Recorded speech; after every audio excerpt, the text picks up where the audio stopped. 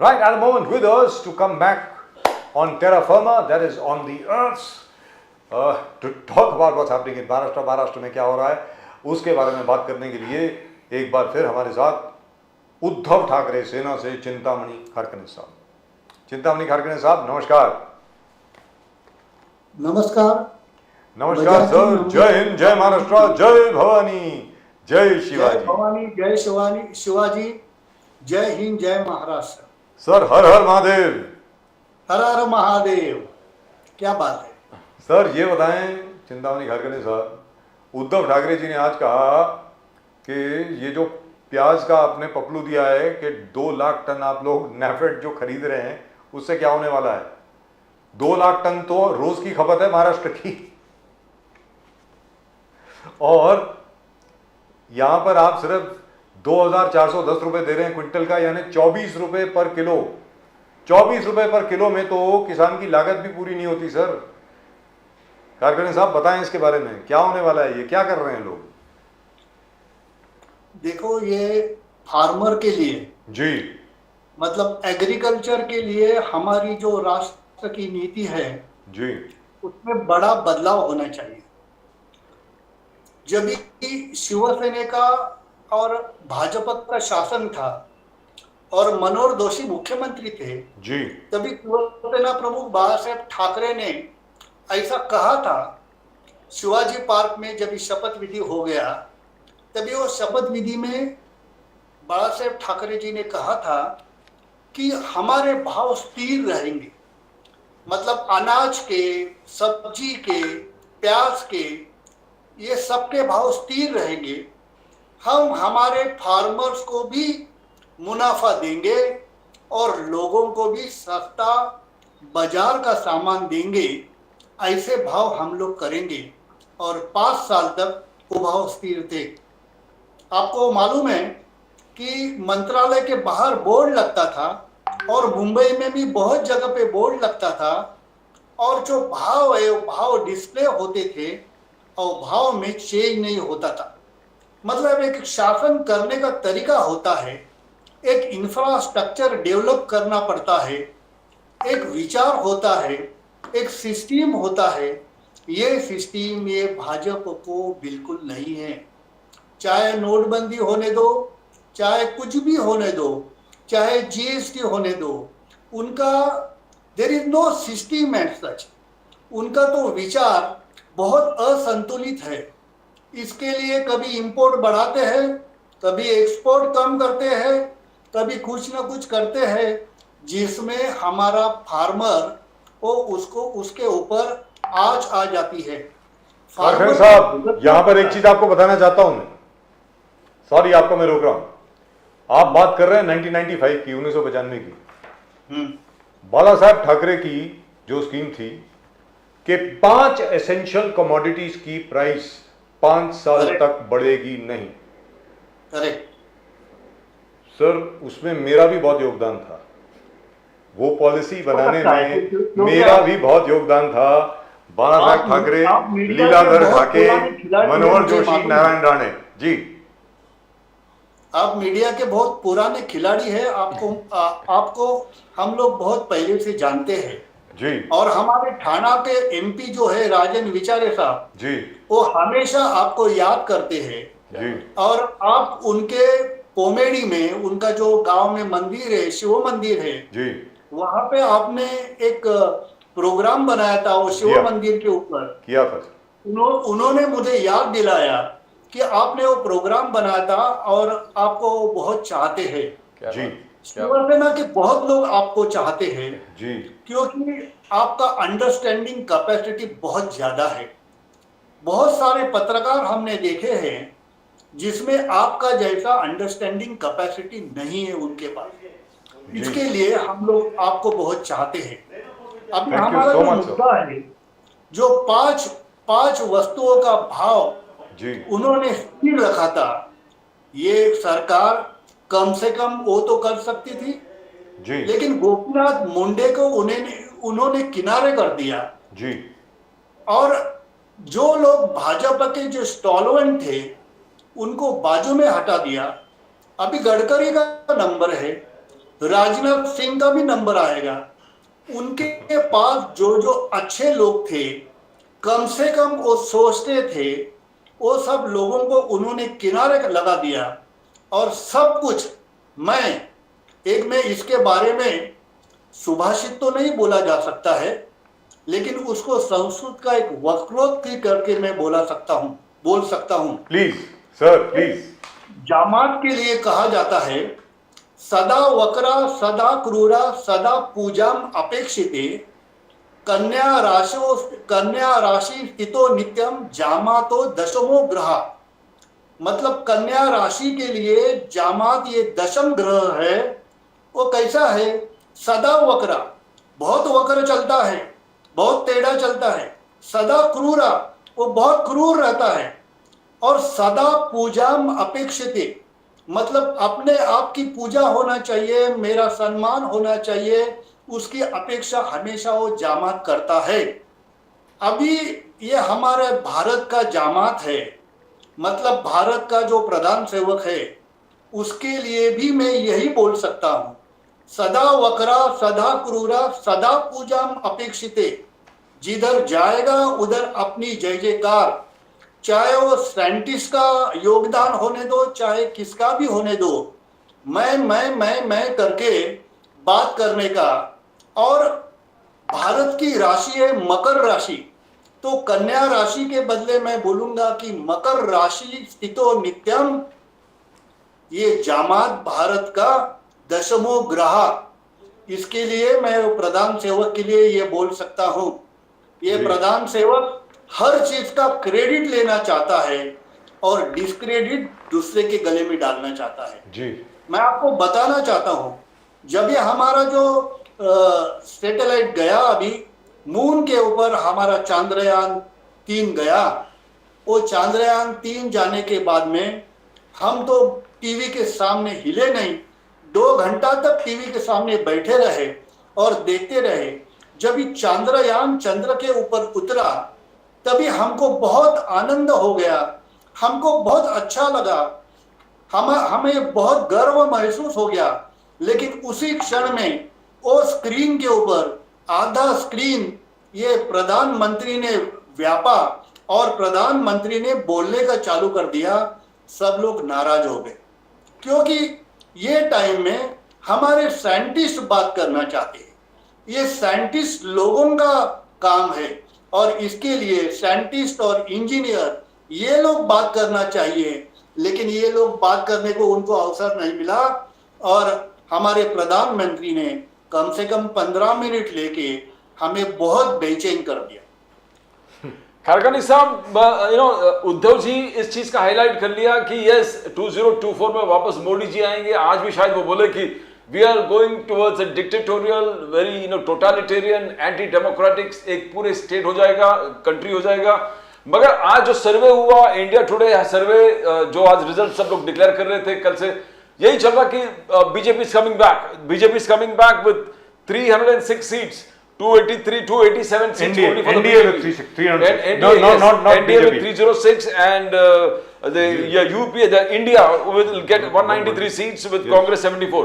तो ये किस प्रकार संघर्ष हो रहा है, इंडिया एक साथ आ रहा है, सब जगह अच्छा चीज चल रहा है। हाउ यू थिंक दैट ये जो सर्वे आ रहा है क्या दिशा दिखा रहा है? What is going to happen? Kharkani साहब, देखो, ये मीडिया का सर्वे के ऊपर हम लोग विश्वास नहीं रखते। हम लोग क्यों विश्वास नहीं रखते हैं? 2014 से ये मीडिया उनका जय जयकार कर रही है। उन्होंने बहुत सारे गलत डिसीजन लिए, लेकिन मीडिया ने उसके ऊपर कभी क्रिटिसिज्म किया नहीं।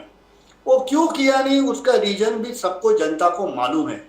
अभी एंटायर मीडिया इंडस्ट्रियलिस्ट लोगों के हाथ में है और इसके लिए मीडिया के हर कोने में उनका अपना आदमी बैठा है। और इसके लिए this media is a manage media. आपके जैसे एक्सेप्शन बहुत कम है। यहाँ पे मीडिया में भी बहुत एक्सेप्शनल लोग हैं। रवीश कुमार जैसे एक्सेप्शनल लोग हैं, उनको तो रिजाइन करना पड़ा। इसके लिए मैं कहता हूँ कि ये एग्जिट पोल और ये जो पोल आते हैं, प्री पोल आते हैं इलेक्शन के पहले, इसके ऊपर हमारा विश्वास नहीं। मेरे मन में, जनता के मन में क्या है ये लोग नहीं जानते। जनता बहुत नाराज है, जनता परेशान है, जनता बेरोजगारी और महंगाई से बहुत परेशान है। इसके लिए उनको अगर लगता है कि उनको वापस सत्ता मिलेगी, इसका मतलब वो आसमान के तारे तोड़ने की बात कर रहे हैं। लेकिन काठिल साहब, एक छोटी सी बात है, ये सर्वेक्षण के बारे में मैं आपको बता दूं। आज उन्होंने ये प्रोजेक्ट किया है कि इंडिया अलायंस को 193 सीट्स मिलेंगी, 193। कुछ महीने पहले जब इन्होंने सर्वे किया था, तब उनके सर्वेक्षण के मुताबिक ये उस वक्त की यूपीए अलायंस को उन्होंने 153 सीटें दी थी, 153। तो ऑलरेडी 1.5 महीने के अंदर अंदर 40 सीट बढ़ गई है इंडिया अलायंस की। अब ये कहना, मतलब इस वक्त कुछ पता नहीं है कि बढ़ेंगी या घटेंगी, लेकिन इस फिगर में चेंज जरूर होगा। हो सकता है कि इंडिया अलायंस की सीटें और भी बढ़ जाएं जैसे जैसे लोकसभा चुनाव पास आता है। कारखानी साहब, क्या कहेंगे आप? मैंने कहा ना कि ये भारतीय जनता पार्टी सत्ता में आ गई, पार्टी को तोड़ मचोड़ के और दूसरे पार्टी के लोगों को अपने साथ लेके वो लोग सत्ता में आ गई थी। उनको खाली 37% वोट मिला था जी। इसका मतलब 63% लोग उनके अगेंस्ट में वोटिंग किया है। अब ये 63% लोगों को एक साथ में जुड़ाने का और मिनिमम कॉमन प्रोग्राम के ऊपर एक साथ में लेने का, वो जो मिनिमम कॉमन प्रोग्राम है उसमें बीजेपी को हटाओ और ये देश को बचाओ, ये पहला प्रोग्राम है। इसके लिए मुझे ऐसा लगता है, कोई भी सर्वे कुछ भी कहने दो, मुझे ऐसा लगता है कि अभी अगले चुनाव में बीजेपी को सत्ता छोड़ना पड़ेगा।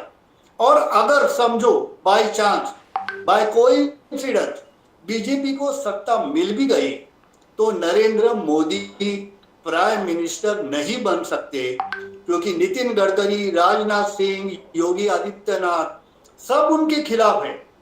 ये बोलते नहीं है, ये बोलना अच्छा नहीं समझते, उनकी कुछ मजबूरियां है, लेकिन ये लोग नाराज है, बहुत नाराज है। इसके लिए मुझे ऐसा लगता है कि बीजेपी में भी बहुत सारे रिबेल पैदा हो जाएंगे और बीजेपी का भी बहुत बड़ा विभाजन होगा। अगर उनके हाथ में सत्ता आएगी तो नरेंद्र मोदी प्राइम मिनिस्टर नहीं बन सकते, क्योंकि prime minister is a majority party leader. जिसके पास मेजॉरिटी है वो अपना पार्टी लीडर चुनते हैं, और बहुत सारे एमपी उनके ऊपर मन से नाराज है, बाहर से बोलते नहीं है, लेकिन मन ही मन में उनके ऊपर नाराज है। इसके लिए 11th आवर के ऊपर ऐसा डिसीजन होगा और वो संघ के इशारे के ऊपर हो जाएगा कि नरेंद्र मोदी अब अगला प्राइम मिनिस्टर नहीं चाहिए। और मुझे ऐसा लगता है अगर बाय चांस बीजेपी की मेजॉरिटी आ गई, थम्पिंग मेजॉरिटी आने का चांस तो बहुत कम है, लेकिन अगर बाय चांस भी आ गई तो मुझे ऐसा लगता है नितिन गडकरी को प्रेफरेंस मिलेगा and he will be next prime minister if BJP wins the election.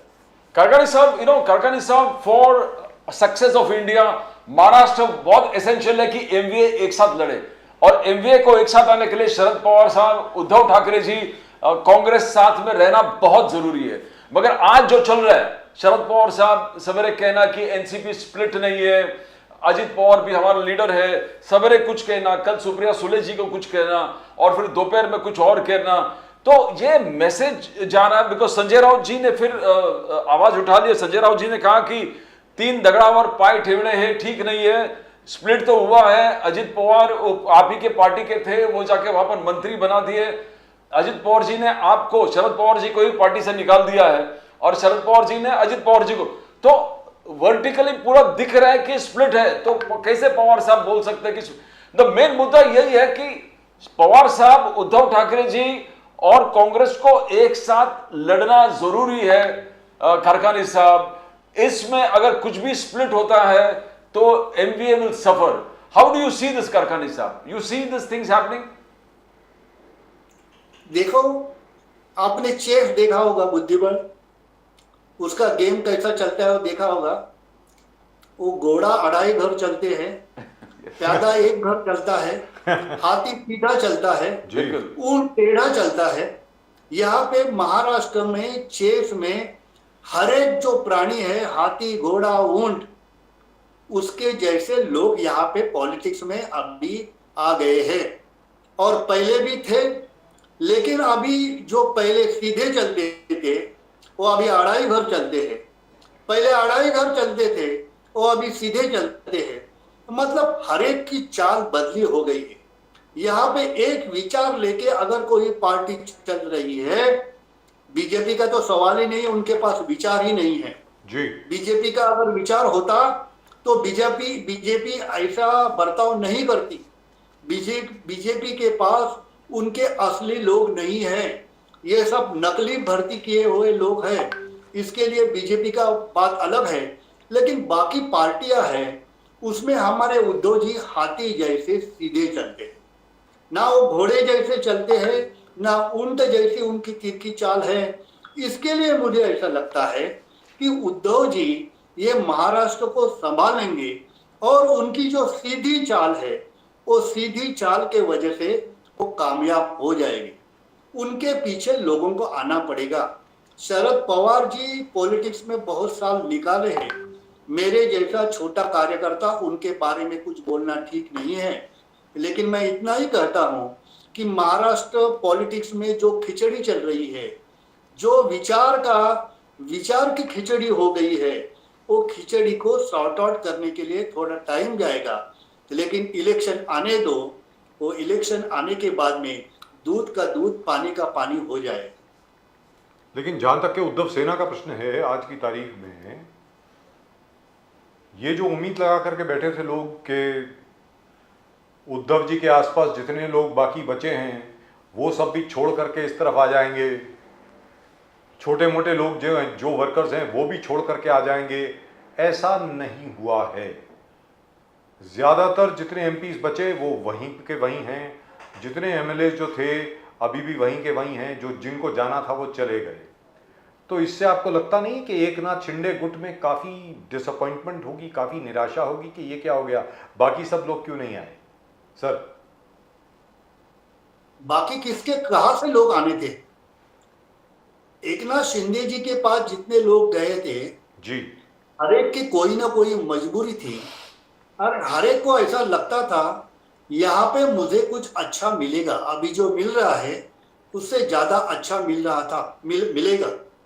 हमारे उद्धव जी ने तो कहा था कि आज की तारीख में मेरे पास देने के लिए कुछ भी नहीं है, जिसको मेरे साथ में आना है वो आ सकते हैं, जिसको मेरे साथ में काम करना है वो काम कर सकते हैं। सीधा ऑप्शन दिया था, और इसके लिए जो लोग उनके साथ में है वो सब लोग एकनिष्ठ है, स्वामीनिष्ठ है, पक्षनिष्ठ है। इसके लिए उनके साथ में काम करते हैं, और ऐसे लोगों के साथ में ही युद्ध जीता जा सकता है। जो भगोड़े लोग रहते हैं, जो सामने बलाढ्य शत्रु देखने के बाद में मैदान छोड़ के भागने वाले लोग रहते हैं, उनके साथ से युद्ध नहीं जीता जा सकता। इसके लिए उद्धव जी जो करते हैं वो सही करते हैं, और हम लोग इसके लिए उनके साथ में हैं। वंडरफुल। तो काकड़े आगे साहब, जी, yes, जी काकड़े साहब, उद्धव ठाकरे जी हाल ही में बोले कि I could have join the BJP, मैं बीजेपी वापस अपने पार्टी को लेके ज्वाइन कर सकता था, but that was against my principles, वो नैतिकता के खिलाफ था, इसलिए I never join the BJP though the offer was there, everything was rosy to me, because they had betrayed us, BJP has betrayed us. तो सर ये फडणवीस भी वही बोल रहे हैं कि I was betrayed by Shivsena. What is the ultimate truth sir? और क्या कुछ ना कुछ यहाँ पर कुछ होगा नहीं होगा, कैसे देखते हो आप ये जो विवाद चल रहा है? हाउ डू यू थिंक इसका कोई अंत है कि नहीं? तो मैं आपको बताना चाहता हूं, हेलो, यस बोलिए सर, बोलिए प्लीज। हाँ, मैं आपको बताना चाहता हूं कि 25 साल से शिवसेना भारतीय जनता पार्टी के पीछे ड्रैग हो रही थी। हमारा जो पार्टी का विचार है वो विचार हमने कहां से लिया? जो विचार सम्माननीय हमारे हिंदू हृदय सम्राट बाला साहेब ठाकरे जी के पिताजी थे, प्रबोधनकार ठाकरे, उनका विचार शिवसेना ने एडॉप्ट किया था। शिवसेना ने जो विचार एडॉप्ट किया था, वो विचार की वजह से हम लोग शिवसेना चला रहे थे, उसके ऊपर हमारा विश्वास था। लेकिन भारतीय जनता पार्टी के साथ आने के बाद में हमारा वो जो मूल विचार था वो पीछे पड़ गया। फिर भी हमने हिंदुत्व को अपनाया, लेकिन इनका जो हिंदुत्व है, भाजपा का हिंदुत्व है, ये उन्मादी हिंदुत्व हो गया, ये हिंदुत्व एक्सट्रीमिस्ट हो गया। जैसे अतिरेकी हिंदू, उनका जो धर्म के बारे में विचार रहता है, तालिबानी विचार रहता है, वैसा तालिबानी हिंदुत्व उनका हो गया। इसके लिए मैं ये कहता हूं कि ये जो कर रहे थे वो गलत रास्ते पे जा रहे थे।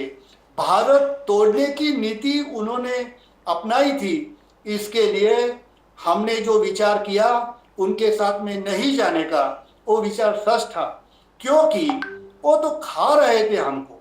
हमारा पक्ष कुचलना उनका एक ही उद्देश्य था, और वर्चस्ववाद के लिए उनको बाकी सब पक्ष को, जो लोकल पार्टीज है, जो प्रादेशिक पक्ष है, उनको खत्म करने का एक ही उनका विचार था, और उसके सहारे वो लोग चल रहे थे।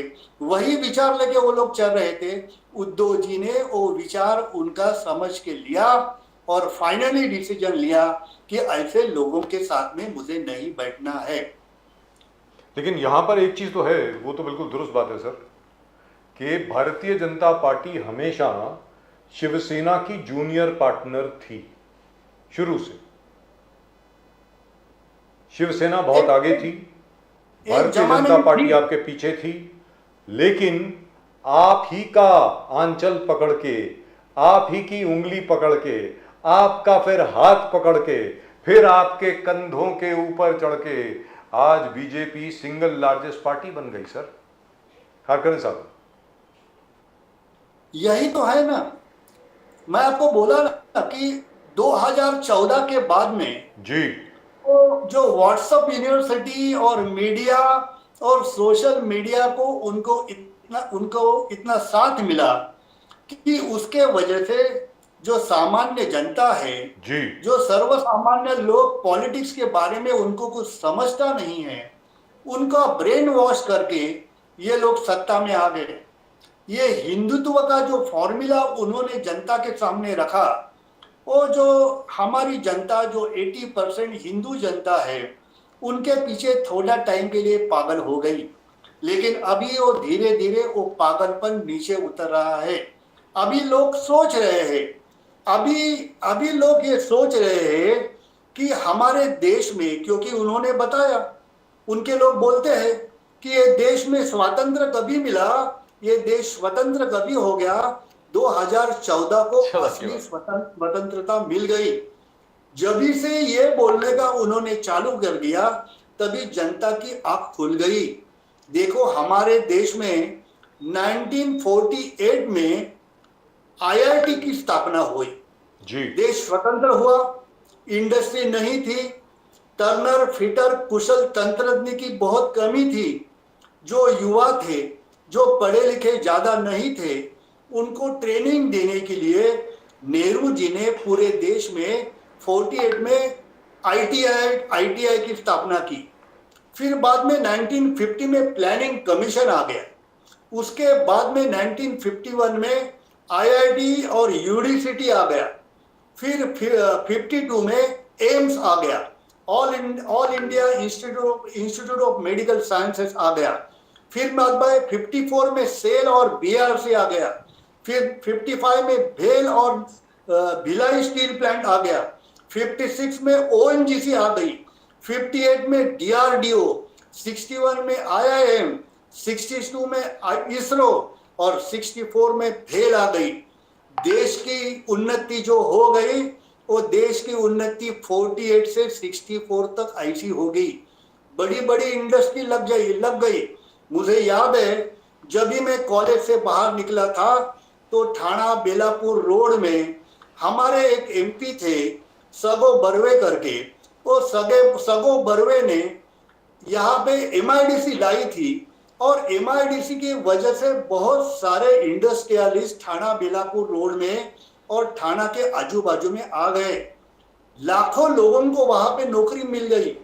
थाना का नाम बदली हो गया, एक इंडस्ट्रियल हब करके थाना आगे आ गई। वो कभी हो गया, वो कभी हो गया, ये 1955 के बाद में थाना का उद्धार हो गया। इसके लिए मैं कहता हूं कि ये लोग जो क्रेडिट लेते हैं वो क्रेडिट गलत है। नेहरू जी ने क्या किया, तो नेहरू जी ने ये सब किया। इसके लिए दूसरे के ऊपर उंगली दिखा के ये लोग सरकार नहीं चला सकते हैं। उनको सबके साथ में जाना पड़ेगा। हर देश का नेता, उनका कुछ न कुछ योगदान है। हम लोग लाल बहादुर शास्त्री जी को भी मानते हैं, अटल बिहारी वाजपेयी को भी मानते हैं, गुलजारीलाल नंदा को भी मानते हैं, मुरारजी देसाई को भी मानते हैं। कोई भी हमारे लिए ऐसा आदमी नहीं है कि उसका देश के लिए कोई उपयोग नहीं हुआ। इसके लिए ये लोग समझते हैं कि 2014 के बाद में ये देश स्वतंत्र हुआ, उनकी बहुत बड़ी भूल है और ये अभी जनता समझ रही है। दुरुस्त बात। तो आपको क्या लगता है सर कि जहां तक महाराष्ट्र का प्रश्न है और देश का प्रश्न है, देश के बारे में तो खैर आपने बता ही दिया है कि जैसे जैसे 2024 पास आएगा वैसे वैसे भारतीय जनता पार्टी की स्थिति और खस्ता हो जाएगी। महाराष्ट्र में क्या होने वाला है, महाराष्ट्र का जो सीन है वो दृश्य भी जरा बता दें कारखाने साहब। महाराष्ट्र में तो 3 पहिए की सरकार चल रही है। अभी 3 पहिया एक साथ में इसके लिए जा रहा है कि कोई भी पहिया बाहर जाने के लिए तैयार नहीं है जी। बाहर क्यों जाने के लिए तैयार नहीं है, एक दूसरे के साथ में जुड़ के क्यों चल रहे हैं, क्योंकि उनको मालूम है अगर वो बाहर निकले, सत्ता के बाहर निकले तो सीधा रास्ता जेल में है जी। चाहे अजित पवार रहने दो, 70,000 करोड़ का जो घोटाला है वो घोटाला के आरोप से उनको अभी तक वो आरोप गया नहीं है। वो छगन भुजबल के ऊपर भी महाराष्ट्र सदन का घोटाला है। ऐसे बहुत सारे मिनिस्टर है, चीफ मिनिस्टर है, उनके ऊपर बहुत सारे आरोप है और उनकी जो संपत्ति बढ़ गई बहुत कम साल में। वो जो इतने बड़े धनवान हो गए उसके बारे में केंद्र को मालूम है और केंद्र ने उनकी डोर अपने हाथ में रखी है। जब तक केंद्र वहां पे है, मोदी शाह की सरकार है, तब तक ये लोग एक साथ में चलते रहेंगे। जिस दिन उनको मालूम पड़ेगा कि मोदी शाह की सरकार जा रही है, तब तक ये सब तितर बितर हो जाएंगे। इसके लिए मुझे इनका भवितव्य बहुत खराब लग रहा है। Right Pradeep ji, That's it. कारखाने साहब, what a brilliant analysis, जबरदस्त श्लोक भी हो जाता तो अच्छा था। जबरदस्त विश्लेषण। Yes sir. आप ये बता दें चलते चलते, जो महाराष्ट्र की स्थिति के बारे में आपने बताया, देश की स्थिति के बारे में आपने बताया, उसके ऊपर कोई प्रवचन या कोई श्लोक सर चलते चलते। अभी महाराष्ट्र की स्थिति के बारे में और देश की स्थिति के बारे में क्या बताएं। देखो, महाराष्ट्र और देश ये हमारी संतों की भूमि है जी। और संतों की, महाराष्ट्र तो संत की भूमि है। और ज्ञानेश्वर महाराज ने कहा है, पसायदान में भी कहा है कि जो खड़ांची व्यंकटी सांडो तया सत्कर में रती राहो भूता परस्परा जड़ो मैत्र जीवाची। खड़ांची मतलब जो दुष्ट प्रवृत्ति के लोग हैं, उनका जो दुष्टत्व है, उनकी जो दुर्मति है वो जाए और भूता परस्परा जड़ो मैत्र जीवाची। ये दुनिया में हर आदमी एक साथ में मित्रत्व के भाव से चले, ऐसे हमारे ज्ञानेश्वर महाराज कहते हैं। ये ज्ञानेश्वर महाराज का महाराष्ट्र है, ये ज्ञानेश्वर महाराज का देश है, ये गाडगे महाराज का देश है। इसके लिए भगवान के ऊपर हमारी श्रद्धा जरूर है, लेकिन हम लोग मैत्र जीवाचे मतलब हम लोग आदमी के ऊपर भी ज्यादा विश्वास रखते हैं, क्योंकि ज्ञानेश्वर महाराज भी एक मनुष्य प्राणी था। इसके लिए जो मनुष्य के पास विद्वत्ता है, अच्छा विचार है, ऐसे अच्छे विचारों को साथ में लेके ये देश चलाना चाहिए। इसके लिए ये देश आगे बढ़ने के लिए ऐसे लोगों की हमें जरूरी है। क्या बात है sir, thank you so much sir. Kharkani साहब नमस्कार, हमारे साथ जुड़ने के लिए आपका एक बार फिर बहुत बहुत धन्यवाद। नमस्कार, जय हिंद, जय महाराष्ट्र, जय भवानी, जय Shivaji. Thank you very much. कुछ गलती है तो माफ करना सर। मैं आपको बहुत चाहता हूँ सर हर हर महादेव, क्या बात कर रहे हैं। राजन विचारे साहब को आपके बारे में जरूर बताऊंगा जी, राजन साहब बड़े अच्छे दोस्त हैं हमारे, बहुत बढ़िया Yes. आदमी। Thank you so much sir, नमस्कार। Okay welcome. What a wonderful man, what a wonderful man.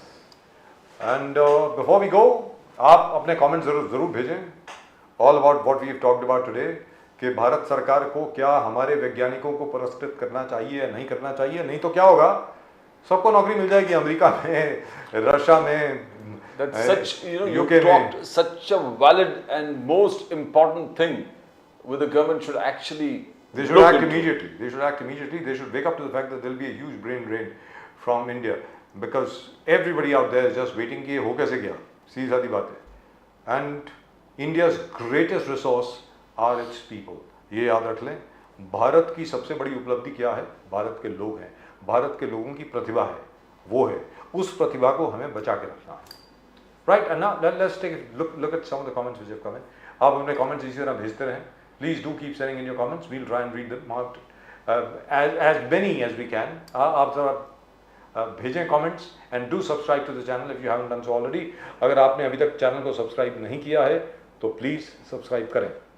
याद रखें, नेशन नाउ हमेशा आपके साथ। Let's take a look at some of the comments. Kangana Ranaut reacts to Karan Johar. What nonsense, very clever victimhood while victimizing others. Wild Goose 3958. Right. And this of course was our friend Mr. Lakshman Sauji. Shri Sauji sir, खूप भारी बोलेले आपण, आतिश माहिती पूर्ण आणि माराले विवेचन केते। मतलब बहुत जबरदस्त आपने विश्लेषण किया, जबरदस्त सुरबात तर अप्रतिम। हमारा आगे क्या है सर, झंडा चांद पे है। यस, अब याद रखें साहू जी साहब ने कहा था कई देशों के झंडे में चांद होता है, हमारा झंडा चांद पे। Exactly. I think this is a reaction to that, which is absolutely fantastic. This is Ravi Joshi. Kalpana Jagtap, great debate. She says it was a great debate. Thank you very much. Kalpana Jagtap ji 5744 और बहुत बढ़िया Sahu ji sir. He's got a good fan. Satish Sonawane 4054 ऐसा कहा है इन्होंने।